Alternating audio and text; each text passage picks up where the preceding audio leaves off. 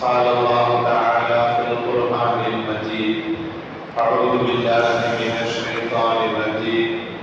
بسم الله الرحمن الرحيم. يا أيها الذين آمنوا قوا أنفسكم وأهليكم نارا. صدق الله العليم.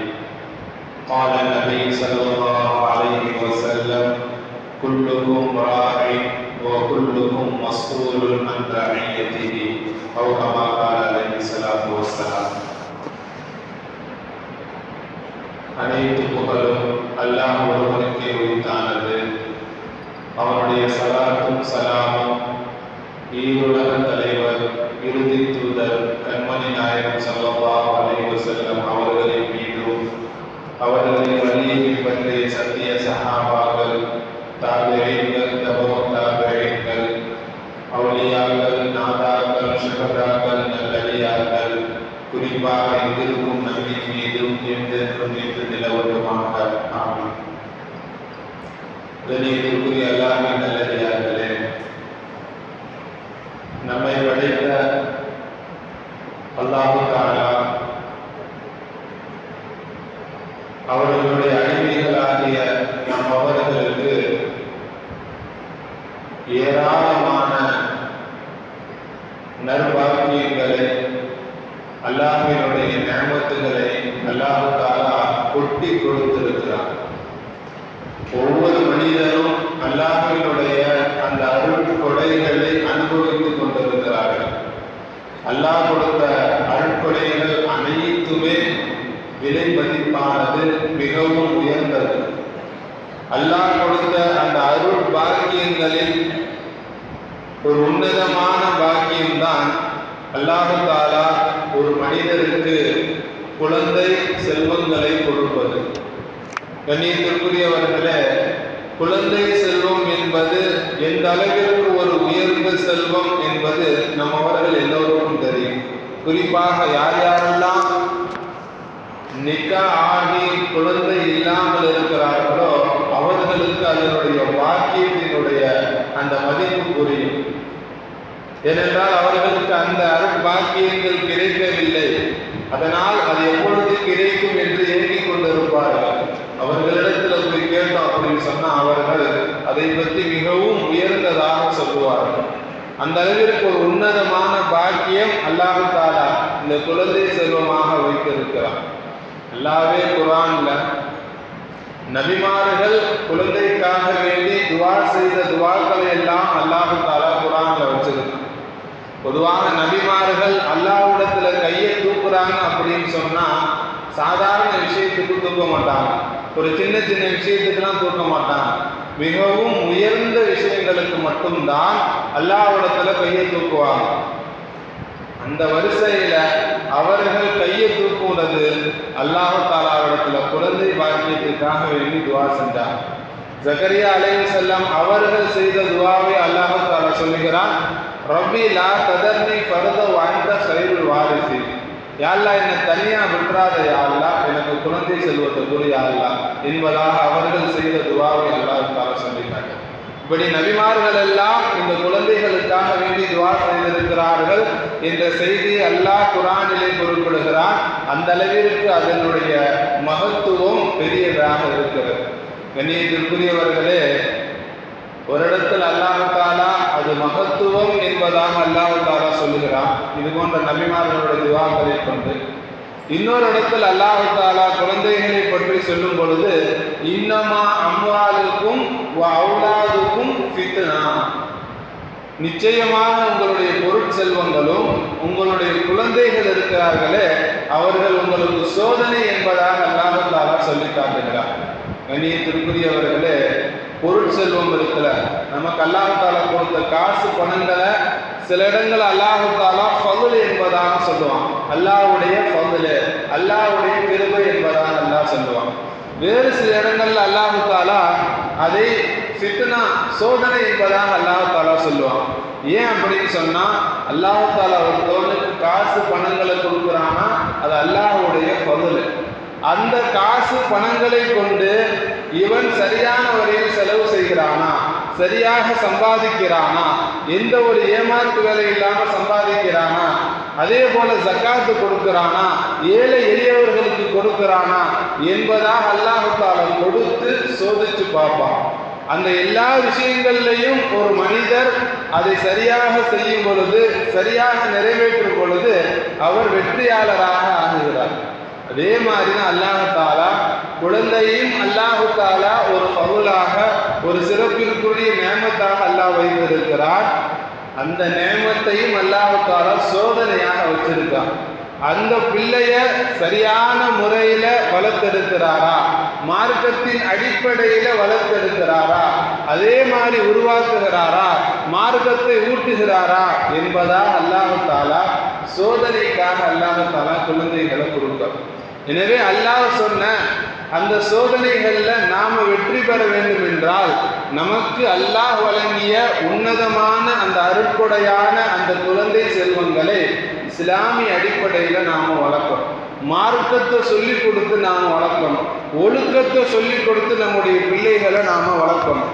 கண்ணியத்திற்குரியவர்களே, நபி ஸல்லல்லாஹு அலைஹி வஸல்லம் அவங்க சொல்லுவாங்க, குல்லுக்கும் ராஇன் வ குல்லுக்கும் மஸ்ஊலுன் அன் ரஇயத்திஹி. உங்கள ஒவ்வொருத்தவர்களுமே பொறுப்பாளிகள். உங்களுடைய பொறுப்புகளை பற்றி நாளை மறுமையில் விசாரிக்கப்படும் என்பதாக நபி ஸல்லல்லாஹு அலைஹி வஸல்லம் அவங்க சொல்லுவாங்க. அந்த வரிசையில சொல்லுவாங்க, வீட்டில் இருக்கக்கூடிய ஆண்கள் குடும்பத்துக்கு பொறுப்புதாரி என்பதாக சொல்லுவாங்க. அவங்கள சரியான பாதையில வழி நடத்துறது அவங்களுடைய பொறுப்பு. அவர்களுடைய சரியான தீனின்படி அவர்களை வார்த்தெடுப்பது இவர்களுடைய பொறுப்பு. இந்த பொறுப்பை பற்றி நாளைக்கு அல்லாஹ் தஆலா கேட்பான். உங்களுடைய பிள்ளைகளுக்கு மார்க்கத்தை கற்றுக் கொடுத்தீங்களா? உங்களுடைய பிள்ளைகளுக்கு குர்ஆன் ஓத கற்றுக் கொடுத்தீங்களா? உங்களுடைய பிள்ளைகளுக்கு தொழுகை சொல்லி கற்றுக் கொடுத்தீங்களா? நோன்பு வைக்க சொன்னீங்களா? அப்படின்னு அல்லாஹ் தஆலா நாளைக்கு கேட்பான். ஏன்னா நபி அவர்கள் சொன்னாங்க, உங்களுடைய பொறுப்புகளை பற்றி நாளை விசாரிக்கப்படும் என்பதா. எனவே நம்முடைய பிள்ளைகளுக்கு செய்ய வேண்டிய பொறுப்புகள் ஏராளமாக இருக்குது. ஒரு தடவை உமர் ரலியல்லாஹு அன்ஹு அவங்களுடைய காலத்துல ஒரு மனிதர் வருவார். வந்து உமர் ரலியல்லாஹு அன்ஹு அவங்கள்ட்ட சொல்லுவாரு, என்னுடைய பிள்ளை என்னைய மதிக்க மாட்டேங்கிறான், என் பேச்சை கேட்க மாட்டேங்கிறான், எனக்கு சரியான முறையில மரியாதை கொடுக்க மாட்டேங்கிறான். இன்னைக்கு பல பெற்றோர்களுடைய கவலை, அவர்களுடைய குற்றச்சாட்டும் இதுவாகத்தான் இருக்குது.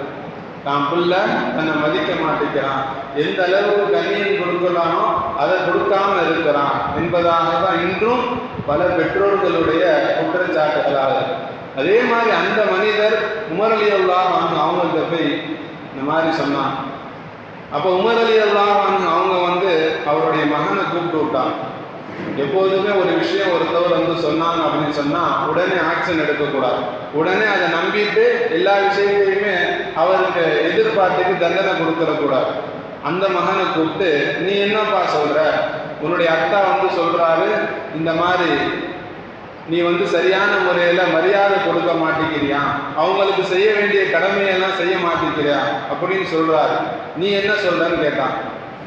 அப்ப அந்த மகன் சொல்றாரு, கலீஃபா அவர்களே, அமீருல் முஃமினீன் அவர்களே, ஒரு பிள்ளை தன்னுடைய தந்தைக்கு செய்ய வேண்டிய கடமைகள் மட்டும்தான் மார்க்கத்தில் இருக்குதா, தந்தை பிள்ளைக்கு செய்ய வேண்டிய கடமை அப்படின்னு எதுவும் இல்லையான்னு கேட்டாங்க. உமர் ரலியல்லாஹு அன்ஹு அவங்க சொன்னாங்க, ஏன் இல்லை, மார்க்கத்தில் தந்தை பிள்ளைகளுக்கு செய்ய வேண்டிய கடமைகளையும் சொல்லி தருதுன்னு சொல்லி உமர் ரலியல்லாஹு அன்ஹு அவங்க 3 விஷயம் சொன்னாங்க. முதலாவது சொன்னாங்க, அந்த மகனுக்கு செய்ய வேண்டிய, மகளுக்கு செய்ய வேண்டிய, பிள்ளைகளுக்கு செய்ய வேண்டிய கடமைகள்ல முதலாவது கடமை என்ன அப்படின்னு சொன்னா, அந்த ஆண் தன்னுடைய துணைவியை தேர்ந்தெடுக்கும் பொழுது மார்க்கம் உள்ள துணைவியா தேர்ந்தெடுக்கணும், மார்க்கம் உள்ள பெண்ணை மனைவியாக ஆக்க வேண்டும். இதுவும் பிள்ளைகளுக்கு செய்ய வேண்டிய கடமை என்பதாக சொன்னான். காரணம் என்ன அப்படின்னு சொன்னா, ஒரு வீட்டில் ஒரு பிள்ளைகளுக்கு தீர் வரணும் அப்படின்னு சொன்னா, பிள்ளைகள் மார்க்கத்தின் படி நடக்கணும் அப்படின்னு சொன்னா, பிள்ளைகள் தொழுகையாளிகளாக உருவாகணும்னு சொன்னா, தாய் தான் அதுக்கு முழுக்க முழுக்க காரணமாக இருக்க முடியும். ஒரு தாய் நல்ல முறையில் பிள்ளைகளுக்கு சொல்லி கொடுத்தாங்க, நல்ல முறையில் பிள்ளைகளை வளர்த்தாங்க அப்படின்னு சொன்னா அந்த பிள்ளை தீனின் படி வளருவான். எனவேதான் உமர் ரலியல்லாஹு அன்ஹு அவங்க சொன்னாங்க, ஒரு தாயை தேர்ந்தெடுக்கும் பொழுது, அந்த மனைவியை தேர்ந்தெடுக்கும் பொழுது அந்த ஆண் நல்ல மனைவியாக, மார்க்கம் உள்ள மனைவியாக தேர்ந்தெடுப்பது பிள்ளைகளுக்கு செய்ய வேண்டிய கடமை என்பதாக சொன்னாங்க. ரெண்டாவது சொன்னாங்க, அதுக்கு பிறகு அந்த பிள்ளைக்கு நல்ல பெயர் வைக்க வேண்டும், அதுவும் அந்த பிள்ளைக்கு செய்ய வேண்டிய கடமை என்பதாக சொன்னார். கண்ணியத்திற்குரியவர்களே, மார்க்கம் வலியுறுத்தக்கூடிய விஷயங்கள்ல ஒன்று, நமக்கு குழந்தைகள் பிறந்தாங்க அப்படின்னு சொன்னா அவங்களுக்கு நல்ல பேரை வைக்கணும். அர்த்தம் இல்லாத பேரை வைக்கிறது அல்லது புதுசா வைக்கணும் அப்படிங்கிறதுலாம் மார்க்கம் விரும்பாத ஒரு விஷயம்.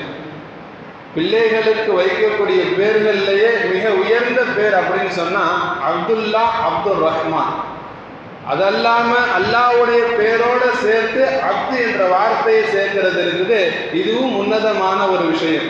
அல்லாஹ்வுடைய அடிமை அப்துல்லா, அப்துல் ரஹ்மான், ரஹ்மானுடைய அடிமை, அப்துல் ரஹீம், ரஹீமுடைய அடிமை என்பதாக பெயர் வைக்கிறது.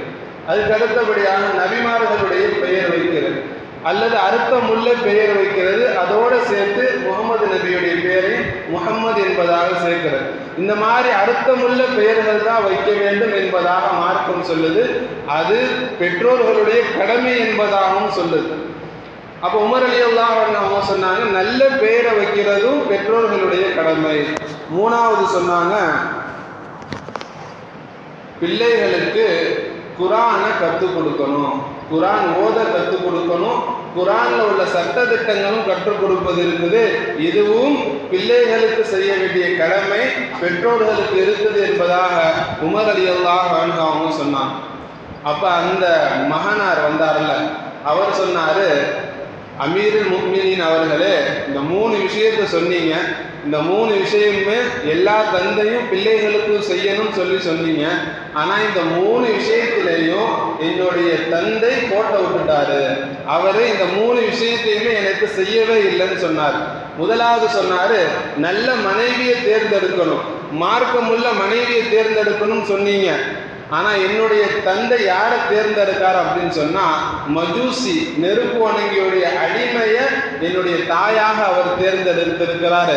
அதனால அந்த பழக்க வழக்கங்கள் எல்லாம் என் தாய்கிட்ட இருக்கு, அதனால தீன் என்கிட்ட வரல. ரெண்டாவது சொன்னாரு, நல்ல பேர் வைக்கணும்னு சொன்னீங்க. எனக்கு வச்ச பேர் என்ன தெரியுமா? ஜோல் என்பதாக வச்சிருக்கிறாரு. அப்படின்னா என்ன அர்த்தம் அப்படின்னு சொன்னா, சாணத்தை உருட்டக்கூடிய பூச்சி அப்படிங்கிற ஒரு அர்த்தம். ஒரு மோசமான அர்த்தம் உள்ள பேரை எனக்கு என்னுடைய தந்தை பேர் வச்சிருக்கிறாரு. ஏன்னு சொன்னா, நாளைக்கு மறுமையில அல்லாஹ் தஆலா எல்லா மனிதர்களையும் கூப்பிடும் பொழுது ஒரு மனிதனுடைய பெயரையும் கூப்பிடுவாரு, அவருடைய அத்தாவுடைய பெயரையும் அல்லாஹ் தஆலா கூப்பிடுவான். அப்ப எல்லா மனிதர்கள் முன்னாடியும் ஒரு அர்த்தம் இல்லாத ஒரு மோசமான பேரை சொல்லி கொடுக்கும் பொழுது எந்த அளவுக்கு ஒரு மோசமாக இருக்கும். எனவே அவர் சொன்னாரு, ஜோலுங்கிற பேரை வச்சிருக்கிறாரு. மூணாவது சொன்னாரு, எனக்கு குர்ஆனை பத்தி சொல்லியே கொடுக்கல, குர்ஆன் ஓதவே எனக்கு தெரியாது, குர்ஆன்ல உள்ள விஷயங்களை என்னுடைய தந்தை அதை பத்தி கவனமே செலுத்தல. நம்முடைய பிள்ளைகளுக்கு குர்ஆனை சொல்லி கொடுக்கணுமே, குர்ஆனை கற்றுக் கொடுக்கணுமே, அல்லாஹ் தஆலா மார்க்கத்தை இந்த குர்ஆன் நமக்காக வேண்டி கொடுத்துருக்கிறானே, அதை பிள்ளைகளிடத்தில் அமானிதமா ஒப்படைக்கணுமே அப்படிங்கிற எந்த சிந்தனையுமே இல்லாம குர்ஆனை பத்தியே எனக்கு அவர் சொல்லி கொடுக்கல அப்படின்னு சொல்லி இவர் தந்தை மகன் மேல குற்றச்சாட்டு வச்சார். மகன் இந்த 3மே என்னுடைய தந்தை செஞ்சு கொடுக்கல அப்படின்னு சொன்னோன்னே உமர் ரலியல்லாஹு அன்ஹு அவங்க சொன்னாங்க, அந்த தந்தையை பார்த்து சொன்னாங்க, இங்க பாருப்பா, நீ மகனுக்கு செய்ய வேண்டிய கடமைகள்ல அநியாயம் செஞ்சுட்ட, அவருக்கு என்ன கடமை செய்யணுமோ அதை நீ செய்யல, அதனால இப்போ உனக்கு மரியாதை கொடுக்க மாட்டேங்கிறான், அப்படிதான் இருப்பான் என்பதாக சொல்லி உமர் ரலியல்லாஹு அன்ஹு அவங்க அனுப்பிவிட்டான். கண்ணியத்திற்குரியவர்களே, பிள்ளைகளுக்கு கொடுக்க வேண்டிய காலத்துல ஒழுக்கமும் மார்க்கமும் கொடுக்கல அப்படின்னு சொன்னா பின்பிறகு நாம அந்த பிள்ளைகள் நமக்கு மரியாதை கொடுக்காதவர்களாக வளருவாங்க. அப்ப அந்த நேரத்துல நாம என் பிள்ளை எனக்கு மரியாதையை கொடுக்க மாட்டேங்கிறான், என் பேச்சை கேட்கவே மாட்டேங்கிறான் அப்படின்னு புலம்புறதுனால எந்த ஒன்றுமே ஆகாது. கண்ணியத்திற்குரியவர்களே, எந்த நேரத்தில் விதைக்கணுமோ அந்த நேரத்தில் பிள்ளைகளுக்கு நாம் ஒழுக்கத்தையும் மார்க்கத்தையும் விதைத்து விட வேண்டும். குறிப்பாக சின்ன பருவங்கள் இருக்குது, அந்த காலகட்டத்தில் பிள்ளைகளுக்கு மார்க்கத்தை கொடுத்துடணும். அந்த காலகட்டத்தில் அவர்களுக்கு ஒழுக்கங்களை நாம் சொல்லி கொடுத்து வளர்க்கணும்.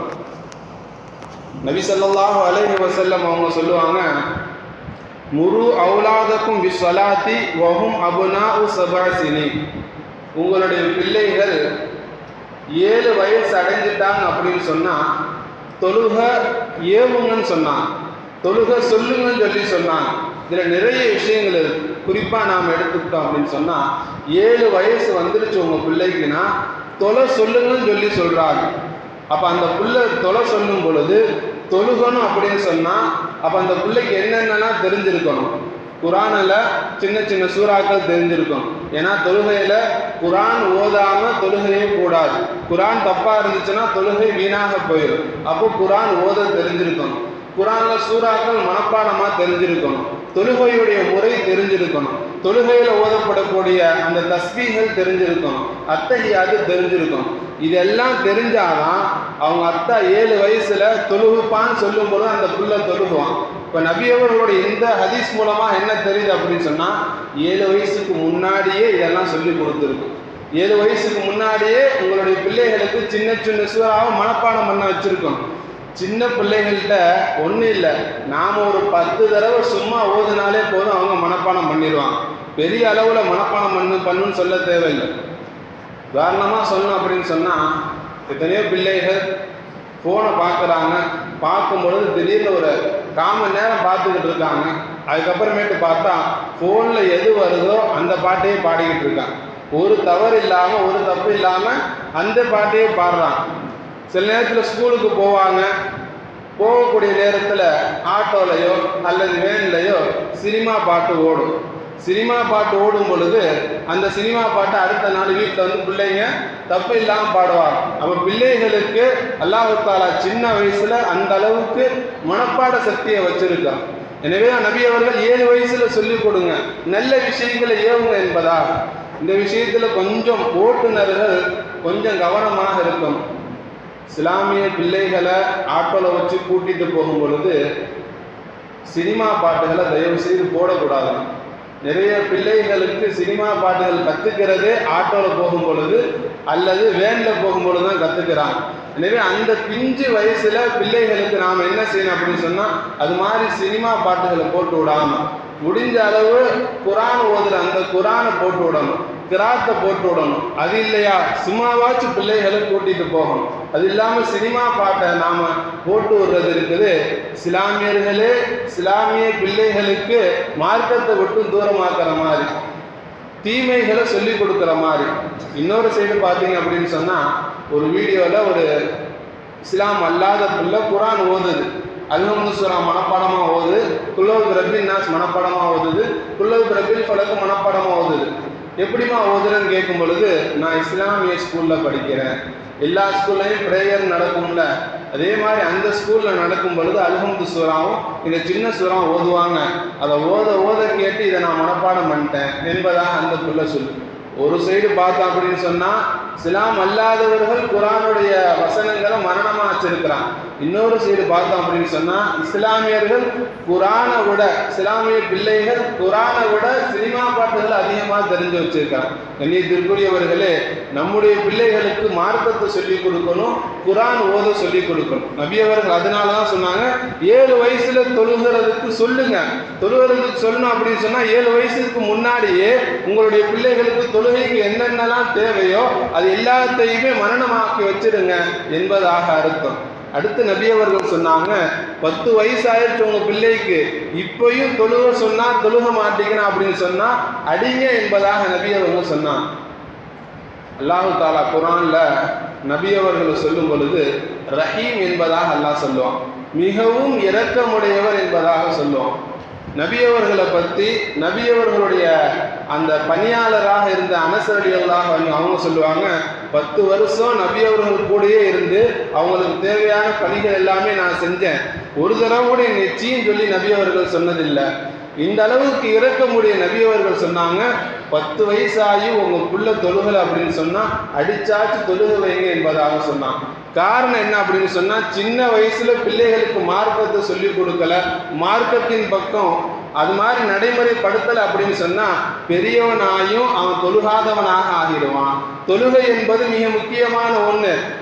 தினமும் செய்யக்கூடிய அமல்கள்ல ஒரு அமல் என்ன அப்படின்னு சொன்னா தொழுகை தான். தொழுகையை சரியா செஞ்சுட்டான் அப்படின்னு சொன்னா வருஷத்துல வரக்கூடிய அந்த ரமலானையும் சரியான முறையில நோன்பு வைப்பார். வருஷத்துக்கு ஒரு தடவை செய்யக்கூடிய ஜகாத்தையும் சரியா கொடுப்பாரு.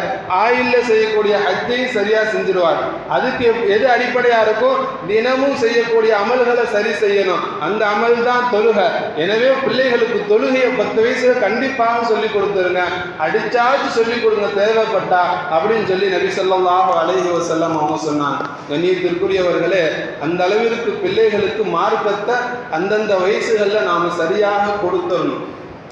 சரியாக கொடுக்காம விட்டுட்டோம் அப்படின்னு சொன்னா பின் பிறகு நமக்கு தான் மிகப்பெரிய ஒரு வேதனை அளிக்கக்கூடிய விஷயமாக இருக்கு. மார்க்கத்தை சொல்லிக் கொடுக்கிறது இருக்குது, இது 2 இடங்கள்ல சொல்லிக் கொடுக்கப்பட வேண்டும்.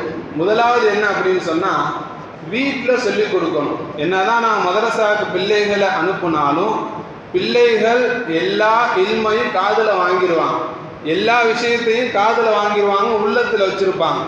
எப்போ நடைமுறைப்படுத்துவாங்க அப்படின்னு சொன்னால் வீட்டில் உள்ளவங்க நடைமுறைப்படுத்த வைக்கணும், அவங்களும் நடைமுறைப்படுத்தணும். வீட்டில் உள்ளவங்க அதை பற்றி நாம் கண்டுக்கலை அப்படின்னு சொன்னால் பிள்ளைகள் எதெல்லாம் கற்றுக்கிட்டு வராங்களோ அதெல்லாம் நடைமுறைப்படுத்தாமல் அவங்க மறந்தும் போயிடுவாங்க, அது அவங்களுடைய வாழ்க்கையிலே இல்லாமல் போயிடும்.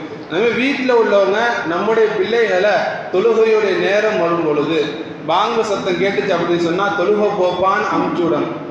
அதே மாதிரி மற்ற நேரங்களில் பிள்ளைகளிடத்துல நன்மைகளை ஏவணும், நல்ல குணங்களை ஏவணும், நல்ல ஒழுக்கங்களை நாம் சொல்லிக் கொடுக்கணும். நம்முடைய பிள்ளைகள் ஏதாச்சும் தவறு செஞ்சுட்டு அப்படின்னு சொன்னால் உடனே நாம் நம்முடைய பிள்ளைகளை கண்டிக்கணும்.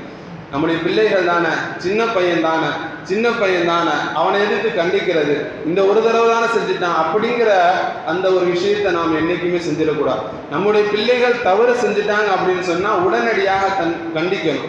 அதே மாதிரி நல்ல ஒழுக்கங்களை அவர்களுக்கு சொல்லிக் கொடுக்கணும். குறிப்பாக பெரியவர்களுக்கு செய்ய வேண்டிய கடமைகளை நாம் சொல்லிக் கொடுக்கணும். பெரியவங்கள்ட்ட எப்படி மரியாதையாக நடக்கணும், இந்த ஒரு விஷயம் நம்முடைய பிள்ளைகள்கிட்ட வந்துருச்சு அப்படின்னு சொன்னால் எல்லா நல்ல குணங்களும் மேக்சிமம் வந்துடும்.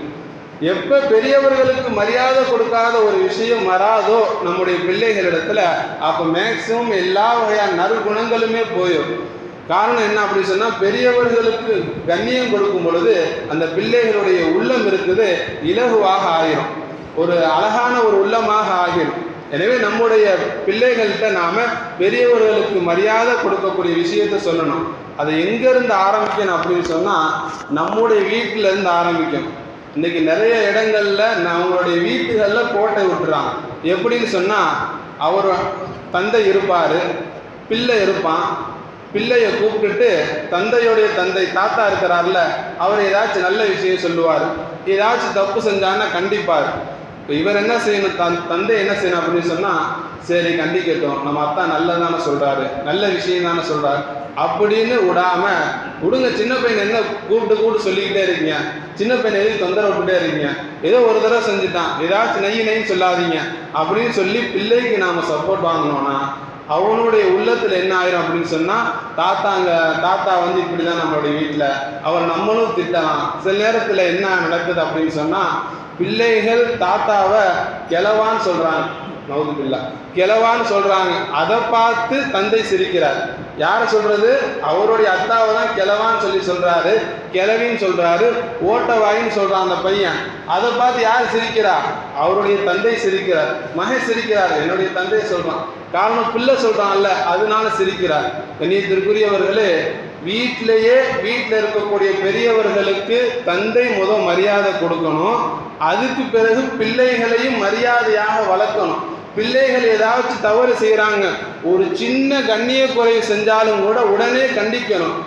வயசுல மூத்தவங்க அவங்கள்ட்ட மரியாதையாக நடந்துக்கணும் அப்படின்னு சொல்லி பிள்ளைகளை நாம் இந்த வயசுல பெரியவங்களுக்கு மரியாதை சொல்லி கொடுத்தோம்னா தான் ஒரு காலகட்டத்தில் நாமளும் அந்த மாதிரி வயசானவங்களாம் ஆகும். நம்ம அத்தா எப்படி 60 வயசுல வீட்டில் உட்காந்துருக்கிறாரோ, 70 வயசுல வீட்டில் உட்காந்துருக்கிறாரோ, அவருக்கு ஒரு ஆள் தேவைப்படுதோ அது மாதிரி நாமளும் ஆவோம். நாமளும் ஆகும் பொழுது நமக்கு நம்முடைய பிள்ளைகள் பணிவிட செய்யணும் அப்படின்னு சொன்னா நம்முடைய பிள்ளைகளை சின்ன வயசுலேயே நல்ல ஒழுக்கங்களை சொல்லி கொடுத்து வளர்க்கணும். சின்ன வயசுலேயே ஒழுக்கங்களை சொல்லி கொடுக்கல அப்படின்னு சொன்னா நாளை நமக்கு பணிவிடை செய்யக்கூடிய நேரத்தில் ஒன்று நமக்கு பணிவிடை செய்ய மாட்டாங்க, அல்லது முதியோர் இல்லத்தில் போய் விட்டுருவாங்க, அல்லது தான் பார்க்க வேண்டிய எல்லா வேலைகளையுமே ஆளை வச்சு பார்ப்பாங்க. இன்னைக்கு எத்தனை இடங்கள்ல பெற்றோர்களுடைய கதறல்கள் இருக்கு தெரியுமா? சில நேரங்களில் ஆஸ்பத்திரியில் பார்த்தோம் அப்படின்னு சொன்னால் தந்தை உடம்பு சரியில்லாமல் இருப்பார், அவருக்கு ஒரு பணியாளர் தேவைப்படும். அப்போ அந்த பணியாளராக யார் இருக்கணும் அப்படின்னு சொன்னால் பிள்ளைகள் தான் இருக்கணும். இதுக்கு முன்னாடி வரை எப்போதுமே அப்படி தான் இருந்திருக்கிறான். இப்போலாம் என்ன நடக்குது அப்படின்னு சொன்னால் ஒரு 1000 ரூபா கொடுத்தா ஒரு ஆள் வந்துடுவார், அவர் முழுமையாக நீ போய் எங்கள் அத்தாவை பார்த்துக்க அப்படின்னு சொல்லி ஒரு 1000 ரூபாயை கொடுத்து வேற ஒரு ஆளை நியமித்து யாரை பார்க்கறதுக்கு? தன்னுடைய தந்தையை பார்க்கறது. சின்ன வயசுல நமக்காக வேண்டி சாப்பிடாம இருந்தவங்க, நம்ம நல்ல ஆடை போட வேண்டும் என்பதற்காக கிழிஞ்ச ஆடையை போட்டவங்க, அவங்க அந்த அளவுக்கு தியாகம் செஞ்சனால ஒரு நல்ல நிலைமையில் அல்லாஹ் தஆலா வச்சிருக்கான். இப்போ அவங்களுக்கு உடம்பு சரியில்லாத நேரத்தில் பார்க்க வேண்டிய அந்த நிலையில பிள்ளைகள் வேற ஆளை வச்சு பார்க்குறாங்க அப்படின்னு சொன்னால் ஏற்கனவே நோயால் பாதிக்கப்பட்ட அந்த தந்தையுடைய அந்த மனநிலை எந்த அளவுக்கு இருக்கும்? இருக்கிறதுக்கு இல்லாமல் போயிடலாம் என்ற வார்த்தை கூட சில பேர்கிட்ட வந்துடும். கண்ணியத்திற்குரியவர்களே, எனவே சின்ன வயசுல நாம நம்முடைய பிள்ளைகளுக்கு மார்க்கத்தையும் ஒழுக்கத்தையும் சொல்லிக் கொடுக்கணும். எனக்கு தெரிஞ்ச ஒருத்தவர், அவருடைய தந்தை பிள்ளைகளுக்கு நல்ல மார்க்கத்தை சொல்லி கொடுத்தான். அவர் சொன்ன வார்த்தை என்ன அப்படின்னு சொன்னா, என்னுடைய தந்தைக்கு ஒரு தடவை உடம்பு சரியில்லாமல் போயிருச்சு. உடம்பு சரியில்லாமல் போனப்ப அவருக்கு நடக்க கூட கொஞ்சம் சிரமமாக இருந்துச்சு. ஹாஸ்பிட்டலில் தான் வச்சுருந்தோம். அப்போ என்னுடைய தந்தையுடைய உட்காந்து போக முடியாது, பாத்ரூம் உட்காந்து போக முடியாது. அப்போ அவங்களால கையை வச்சு நஜீஸையும் சுத்தப்படுத்த முடியாது. இப்போ ஒரு நாள் முதல் நாள் பார்த்தோம் அப்படின்னு சொன்னால் என்னுடைய அண்ணன் சுத்தப்படுத்தி விட்டார்.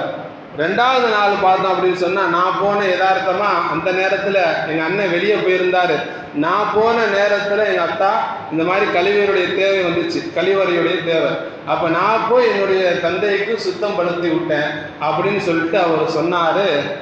எனக்கு அல்லாஹ் கொடுத்த பாக்கியத்தில் ஒரு பெரிய பாக்கியம் சொன்னார். அவர் சொன்ன வார்த்தை, என்னுடைய தந்தையுடைய நஜீஸை நான் சுத்தம் பண்றது எனக்கு அல்லாஹ் கொடுத்த பாக்கியத்துல பெரிய பாக்கியம் என்பதாக அந்த மனிதர் சொல்றார் அப்படின்னு சொன்னா அவருடைய தந்தையுடைய தர்பியத் எந்த அளவுக்கு இருக்கும்? இப்ப இவர் அந்த நஜீஸை சுத்தம் படுத்தி விட்டாரு, தந்தைக்கு எந்த அளவுக்கு மன நிறைவா இருக்கும்? 60 வருஷம் நான் வாழ்ந்து என் பிள்ளைகளுக்கு சொத்து சேர்த்து வைக்காட்டினாலும் என் பிள்ளைகளுக்கு நல்ல குணங்களையும் நல்ல பழக்க வழக்கங்களையும் நான் கொடுத்துட்டு போயிருக்கேன்னு ஒரு மன நிறைவு வந்திருக்குமா இல்லை? கண்ணியத்திற்குரியவர்களே, எந்த காலகட்டத்தில் பிள்ளைகளுக்கு சொல்லிக் கொடுக்கணும், பிள்ளைகளை ஒழுக்கமாக வளர்க்கணும் அப்படின்னு சொன்னால் சின்ன காலகட்டத்தில் தான் சொல்லிக் கொடுக்க முடியும். அந்த காலகட்டத்தில் தவற விட்டுட்டோம் அப்படின்னு சொன்னால் பின்னாடி நாம் கை செய்தப்படக்கூடிய ஒரு சூழ்நிலை வந்துடும். அதே போல் முதலாவதாக நம்முடைய வீட்டில் நம்முடைய பிள்ளைகளுக்கு மார்க்கத்தையும் ஒழுக்கத்தையும் சொல்லிக் கொடுக்கணும். 2வதாக எந்த இடத்துல சொல்லிக் கொடுக்கப்படுதோ அந்த இடத்துக்கு அனுப்பணும். கண்ணியத்திற்குரியவர்களே, மக்தப் மதரசாவுக்கு நம்முடைய பிள்ளைகள் அனுப்பணும். மக்தப் மதரசா இருக்குது, இதில் எல்லா வகையான மார்க்க விஷயங்களையும் பிள்ளைகளுக்கு சொல்லிக் கொடுக்கப்படுது. குர்ஆன் ஓத சொல்லிக் கொடுக்கப்படுது, நபியவர்களுடைய சுன்னத்துகள் ஹதீஸுகள் சொல்லிக் கொடுக்கப்படுது, கொள்கைகள் சொல்லிக் கொடுக்கப்படுது, அல்லானா யாரு அப்படிங்கிறது சொல்லிக் கொடுக்கப்படுது, நபீனா யாரு, நபி அவர்களை எந்த அளவுக்கு நாம உயர்த்தி வைக்கணும் அப்படிங்கிறது சொல்லிக் கொடுக்கப்படுது. இன்னைக்கு நபி அவர்களுடைய அந்தஸ்து தெரியாதனால தான் நபி அவர்களை ஒரு தலைவர் அப்படின்னு சொல்லாம யார் யாரையோ தலைவர் அப்படின்னு சொல்லக்கூடிய ஒரு சூழ்நிலை உருவாயிருக்கு. அதே மாதிரி மறுமைக்குடைய வாழ்க்கையை பற்றி சொல்லிக் கொடுக்கப்படுது. கண்ணியத்திற்குரியவர்களே, மறுமையுடைய வாழ்க்கையை பிள்ளைகளுக்கு கண்டிப்பாக சொல்லிக் கொடுக்க வேண்டும். நபி ஸல்லல்லாஹு அலைஹி வஸல்லம்